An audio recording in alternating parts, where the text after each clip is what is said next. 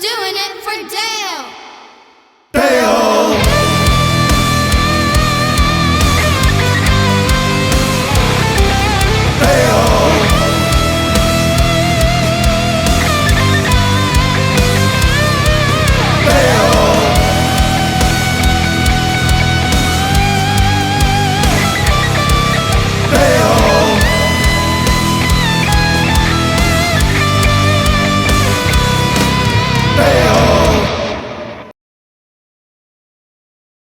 All right, real good doers of stuff, real good stuff doers.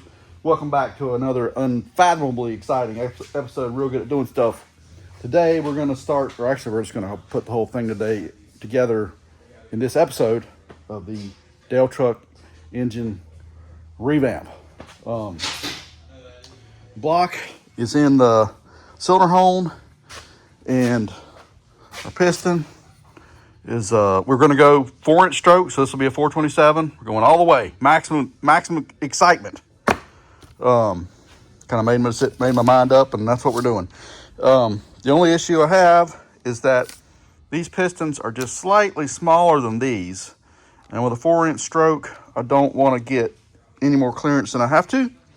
So I'm going to send these pistons to Brian at Line to Line Coating. We're going to coat them, which I prefer to do anyhow, but in this case, that'll help me tighten the clearance back up and make the situation a little more gooder.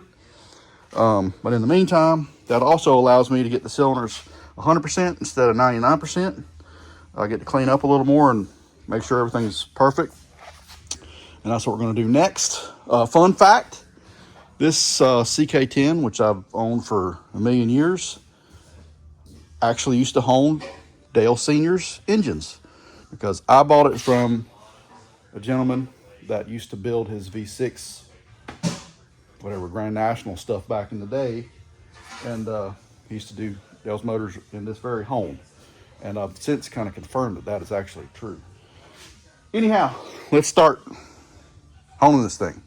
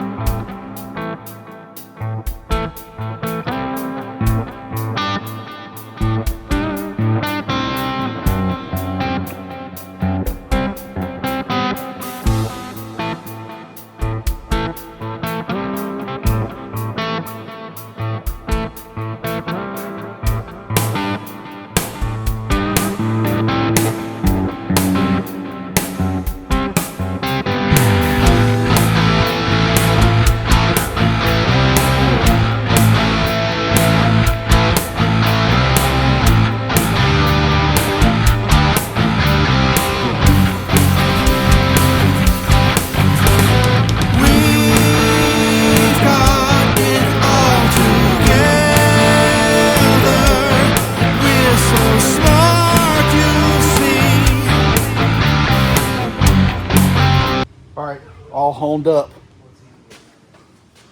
cylinder finished just like I like it, and we're to the size I'm shooting for. I feel like I did a real good job. Great success. So now on to, actually we're probably going to balance. I think the crankshaft just showed up, so start weighing things up and working on the balance.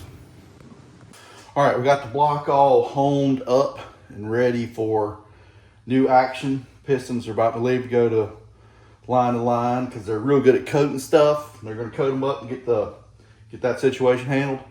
In the meantime, we're going to try to get the balance handled here at the shop. 4-inch brand new Callie's crankshaft. This is one of their Apex series. These things are nice. The way I understand it, this is kind of their mid-level stuff. I think it's an Italian forging. And it looks really nice. Center counterweight for strength. This is an important thing that the high performance world has finally figured out. The diesel guys know about it for years, but anyhow, it's made its way over into the gas stuff, or the regular gas alcohol world.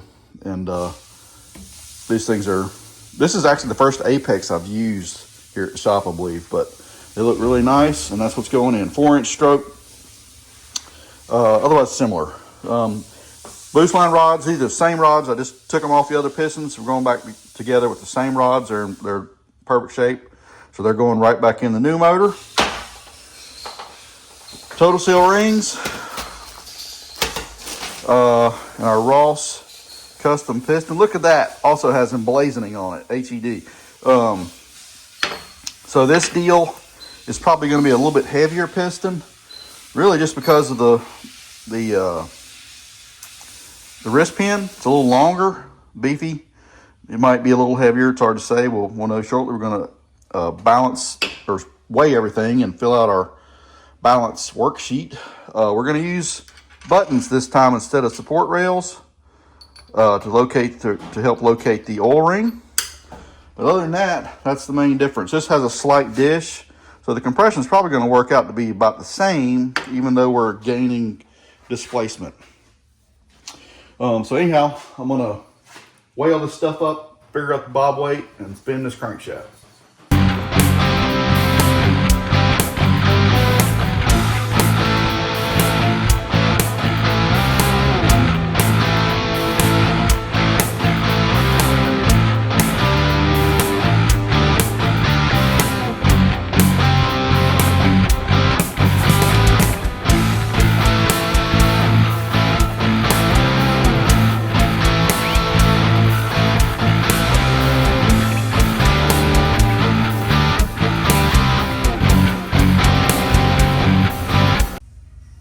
All right, not as bad as I expected. Looks like it wants just a little bit nibbled off the front and one chunk in the back. So it could be worse. That's a pretty heavy bob weight. It's about 2,000 grams. So I was kind of expecting a lot of metal, but that's not too bad.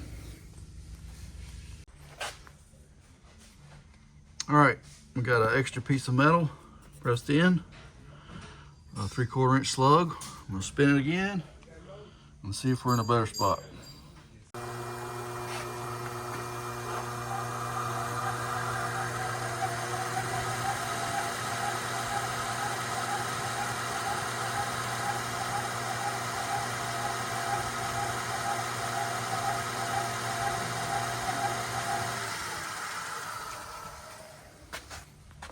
All right, there we go.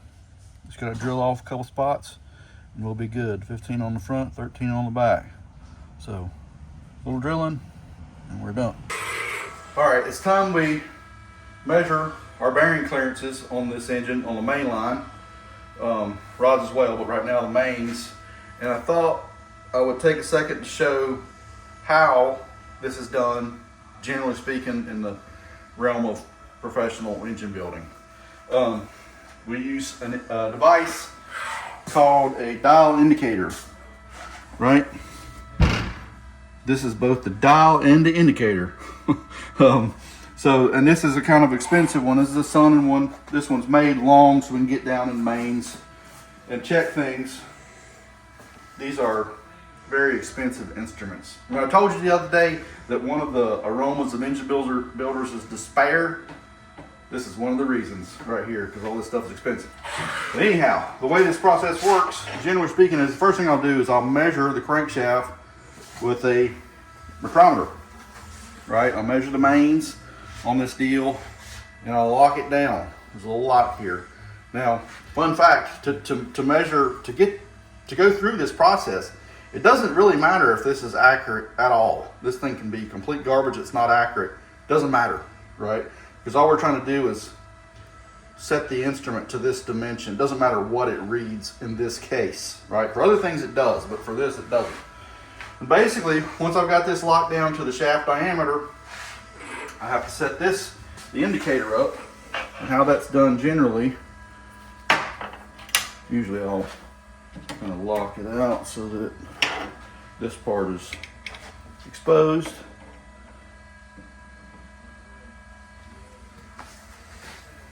I will take the mic over here, and what we're going to do is I'm going to wiggle it around until I find the tightest spot there, and I'm going to adjust my zero until that's there. As you see, I've got the needle at the 0, and in this case there's also a small hand, and that is over here on the 5, right? So every little mark here is 1/10 of a thousandth, right? This one would be 1/1000th away, or in this case tighter. If I put this in any bore and it swings over to here, the 5 and the 1, then that would mean that it's 1/1000th tighter. In our case, we're going to be over here. We're going to be a 5 and somewhere in this range. That will be our clearance. So it's a little tedious to set it up, but it's very accurate. And you can say, well, why don't you just use plastic gauge or something like that?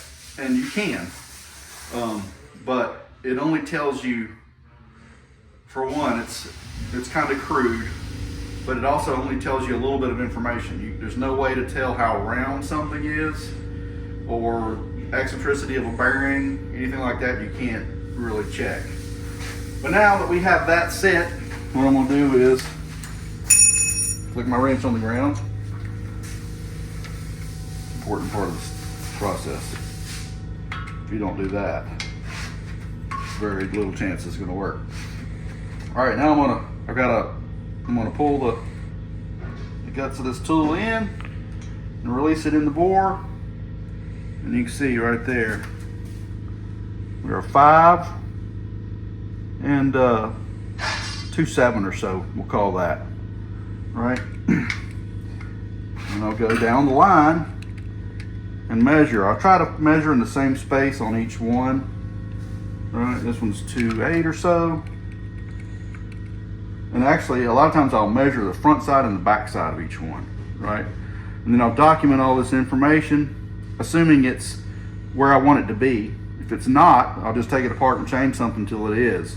But once I'm happy with it, I'll write it on the side of the block here as I'm doing it, and then I'll transfer this all onto some kind of log keeping data storage, whether write it down on an engine build sheet or something, right? But if you notice this one, 2/8, 2/7, 2/8, 2/7, 2/8, 2/9, 2/7, 2/7, 2/7, 2/7. This one only varies a couple tenths the entire length of the block, which is pretty daggone good. You're not going to get that. Your finger's right in front of the camera. You're not going to get that every time. It doesn't have to be that perfect, in my opinion. But in this case, we're pretty much exactly where we want to be. I'll write this down, and then I'll do the same thing with the rods, albeit I won't use one dial indicator this long. I'll use a little stubby one, and I'll check the clearance over there, same deal. All right, so I'm gonna show you a couple other things. I kind of realized that my channel is kind of a mix-up of different groups. Maybe originally it was kind of more hardcore racers and that type of people. There's a lot of racing industry people that watch this channel, but there's also the Cleetus crowd that watches, and then there's a music crowd that watches for some reason. But the Cleetus crowd, some of you guys maybe are not as familiar with the technical side of things, so I'm going to show you a few things. The hardcore engine guys probably already know this stuff, but that's okay. So anyhow, doing the same thing with rods. And my procedure generally on these is, before I take them apart, I'll number them all. So they got a mate. They have to stay together. You can't put the cap from 1 on number 8. It'll be out of round. They're machined together and they got to stay together. So I'll number them all, take them apart, and clean them up. And one thing we do is we take a brush down in these threads and get whatever assuming lube that they have in it, we take it out and we start over, right? And that does two things. One, it ensures that we're only using the type of lube I'm intending to use, but it also makes sure that any other machining residue or anything like that, we get that out as well at the same time. So same thing, clean all the bolts, and basically we're going to start from scratch, right? So what I'm going to do is I'm going to put a set of rods in here. We're going to measure them the same way we did the mains. But usually the little hack I do to start with is I grab just one, and I do one by itself first. And that'll tell me whether I'm in the ballpark or not. If I do this first one here and I got 1/1000th and a half of clearance, pretty good chance that the rest of them are going to be about the same. So I'm going to go ahead and stop, change to an X or a split bearing, and do it again. And once I got one that's working, then I'll put them in the rest of them and make sure they're all following suit. Another thing, back on the crankshaft here, you notice I just kind of measured one and set up my indicator. That's generally how I do it, but I will go back and I'll measure all the other ones, and hopefully they're the same, but whatever difference there is, I'll figure that into my clearance over here. In other words, if this one is 1/1000th, or if it's 1/10 bigger over here, well, then I know I've got 1/10 less clearance here, right? So I don't have to set up the indicator, dial indicator 5 different times to check my housing bore. I can do it once and do a little bit of arithmetic and get the rest of it. All right, time to torque these rods down and check our clearance and our bearing here. A lot of times, not all the time, a lot of times we'll use this little device which is a device that measures the length of the rod. And the reason we do that is because when we're torquing a rod bolt, what you're doing is basically a bolt is a spring, and we're applying a certain amount of tension to it to achieve the desired effect, so it doesn't come loose and eject the rod. Some motors we do this, some motors we don't.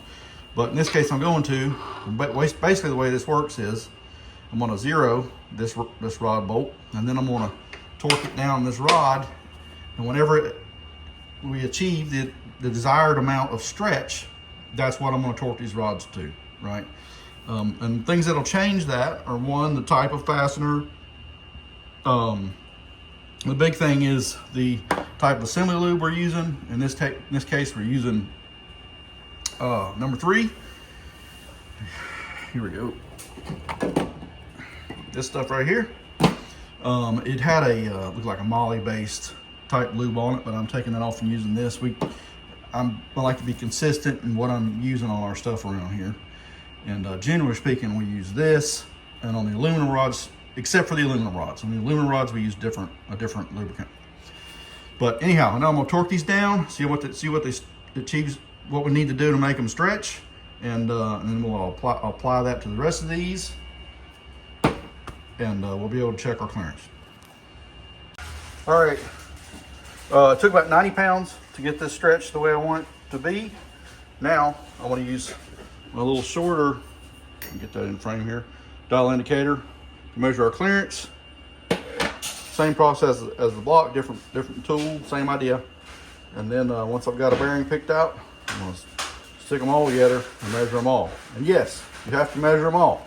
You can't, you wouldn't believe how many times at this shop we've had a rod show up, 1 out of a set of 8 maybe, where it was honed with the rod bolts not torqued, right? So when we torque it up, guess what? It's 2-3 thousandths small.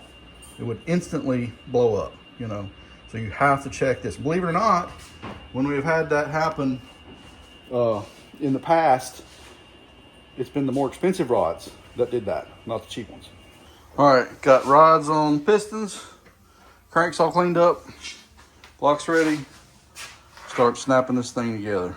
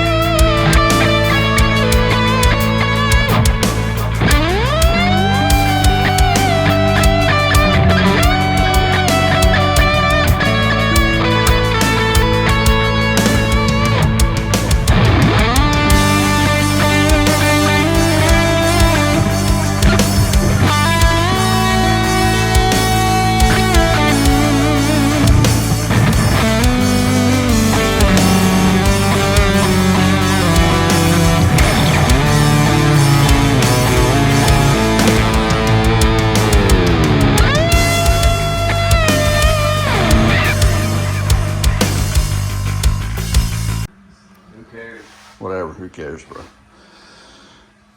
All right, so the Dale motor is back together, ready for some more all-wheel drive versus rear-wheel drive back of the track action. Some of you guys were asking about the cubic inch difference and whatnot. We were, I believe, we're 388 stock stroke, 3.622 stroke, and now we're 4-inch stroke. So we've picked up a good bit of stroke, and now we're 427 cubic inches. So we've gained what, 37, 39 or so cubic inches from the stroke increase. And you'll notice that almost immediately the first time or two that we spool this thing. The difference should be night and day. Anyhow, that's all for today. Merch and whatnot is at HeraldEngine.com. If you don't subscribe, understand that there will be repercussions. Whatever, who cares? 10-4, over and out. We're doing it for Dale.